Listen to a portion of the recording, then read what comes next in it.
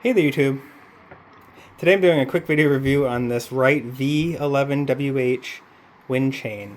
I have a Larson door with two closers, and it's pretty heavy and it's pretty windy, so I decided to get one of these wind chains. The installation instructions are pretty decent. They tell you how far to go from the door jamb and such. They don't tell you that the screws that they include are not self-tapping, so you're going to need a drill bit to drill into the door skin of your screen door. Yeah, I used a 1/16, but you can use a 3/32 too. It's still smaller than the screws they give you for this. And I used an impact, so I broke a screw. So I'm moving the bracket just a little bit and putting a new screw in, but they do note that the bracket has to be 45 degrees offset.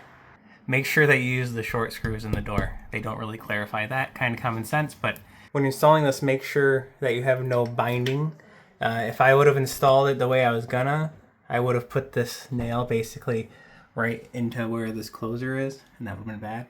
But, and I didn't pound the nail all the way in, because if you do pound the nail all the way in with your Larson door, it might hit your door frame, and it makes a horrible noise, like a spring noise.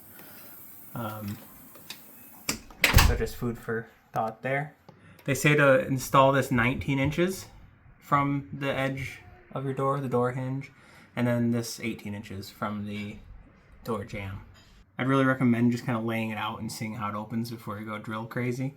And also be careful using an impact. That's the real reason I want to make this video, so you do not use an impact with this and break off the head of your screw. But it does actually function pretty good. Let me just show you.